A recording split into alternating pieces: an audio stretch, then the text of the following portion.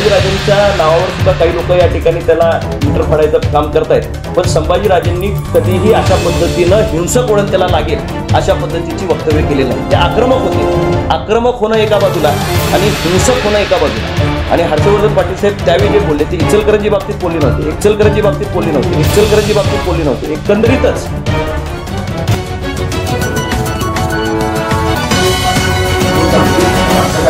अनुभव आला तसाच आणि तितकाच भयावह अनुभव हा त्या गडावरच्या एकूणच घटनेवरून आलेला आहे. अक्षरशः पत्रकारांना चाकूचा धाक सुद्धा दाखवण्यात आला.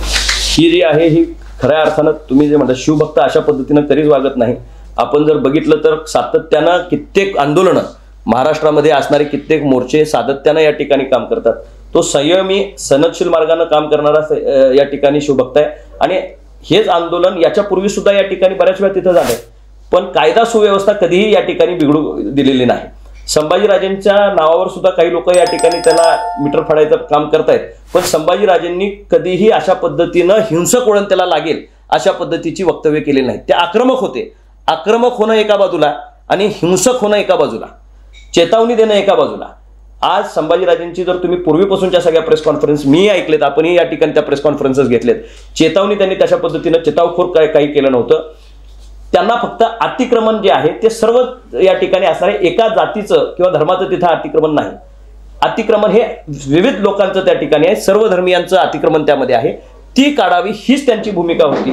आता त्याला काही लोकांना संभाजीराजेंना अडचणीत आणायचं आहे का, काही लोकांना सरकारला अडचणीत आणायचं आहे का, काही लोकांना त्याच्या पाठीमागनं राजकीय पोळी स्वतःची बांधून घ्यायची आहे का, काही लोकांना त्याचा पुरस्कार करायचा आहे का. पुरस्कृत हल्ला आहे असं म्हणायचं नाही, मी असं कोणाचा पुरस्कृत म्हणणं हे गैर होईल. जबाबदार माणसांनी जबाबदारीने बोललं पाहिजे.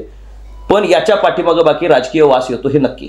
हे गुन्हे दाखल झाले, 90 दिवसांनी चार्जशीट दाखल होईल आणि त्याच्यावरती केस झाली.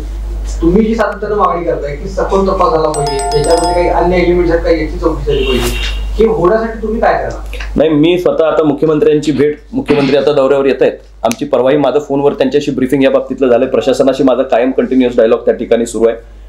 माझा प्रयत्न असा आहे की पहिल्यांदा ही अशांतता संपली पाहिजे, स्थिरता निर्माण झाली पाहिजे, मानसिक स्वास्थ्य जिल्ह्याचं परत प्रस्थापित झालं पाहिजे आणि कटुता एकमेकाच्या मनामध्ये न राहता ही मोहीम अतिक्रमण काढण्याची मोहीम होती, धर्माच्या विरोधातली मोहीम नाही. हे पहिल्यांदा महाराष्ट्रामध्ये संदेश क्लिअर गेला पाहिजे. कोल्हापूर जिल्ह्याचा सामाजिक एकोपा अखंड आहे, एकसंघ आहे. ह्या बाबतीतला मेसेज सगळ्यांनी एकत्रपणे दिला पाहिजे. समाजामध्ये वितुष्ट कुठेही नाही. एखाद्या बाबतीमध्ये तिथं असणाऱ्या अतिक्रमणाच्या बाबतीत कुठल्याही समाजानं माझ्या समाजाचाही म्हणायचं कारण नाही. तो गड किल्ला संरक्षित राहिला पाहिजे, चांगलं तिथलं राहिलं पाहिजे, तिथली असणारी गलिच्छ व्यवस्था सुधारली गेली पाहिजे. याच्यासाठी म्हणून या ठिकाणी संभाजीराजे प्रयत्न करत होते आणि त्यांच्या प्रयत्नांना पॉझिटिव्ह अँगल होता. तिथं गेल्यानंतर त्याचं रूपांतर एका वेगळ्या, ते तिथं पोचायच्या आधीच त्या पद्धतीचं या ठिकाणी वातावरण घडलं. निश्चितच जे घडलं त्याचं समर्थन नाही, पण अतिक्रमण निघणं याच्या पाठीमागं सर्वांचा एकच हेतू होता आणि ते निघालेल्याचा आनंद बाकी सगळ्यांना आहे. स्थानिक आमदारांची काय भूमिका आहे, तुम्ही काय चर्चा केली त्यांच्याशी? नाही, आमदार साहेबांची अतिक्रमण निघण्याबाबतीत सगळ्यांचीच पॉझिटिव्ह भूमिका आहे. याच्या बाबतीत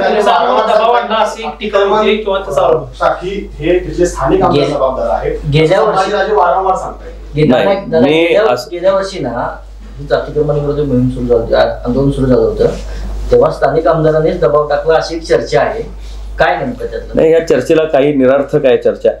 कुणीही लोकप्रतिनिधी कुठेही या ठिकाणी अशा पद्धतीचा, ज्यावेळी माझ्याही मतदारसंघातला लोकसभा मतदारसंघातला हा विषय आहे, त्यामुळे कुणीही लोकप्रतिनिधी अशा गोष्टींना खतपाणी घालत नाही. ही खऱ्या अर्थानं महाराष्ट्रामध्ये असणारी भूषणं आहेत.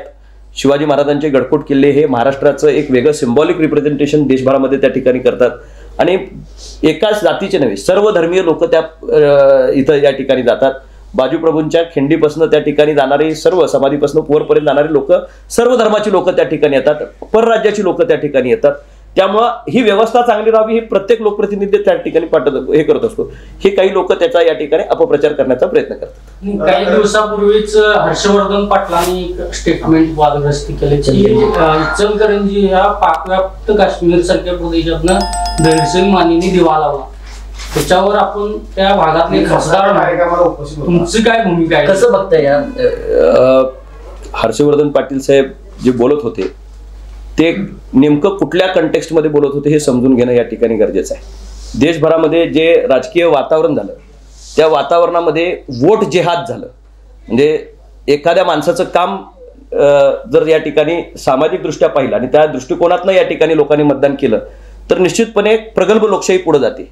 आणि हर्षवर्धन पाटील साहेब त्यावेळी जे बोलले ते इचलकरंजी बाबतीत बोलले नव्हते. एकंदरीतच जे वोट जेहाद या ठिकाणी लोकांनी घेतलं आणि त्याच्यामध्ये चांगला वाईट न बघता निव्वळ एका विषयाला विरोध, एका व्यक्तीला विरोध म्हणून खऱ्या अर्थानं खालच्या स्थानिक कामाकडे न पाहता ज्यावेळी या ठिकाणी लोकांनी मतदान केलं त्या वादळात दिवा लावला असं त्यांना कदाचित म्हणायचं असावं. इचलकरंजीच्या बाबतीत ज्या पद्धतीनं त्यांनी त्याचा उल्लेख केला तो बाकी आम्हाला मान्य नाही. खरं तर दादा, गजापूर या गावात इंडिया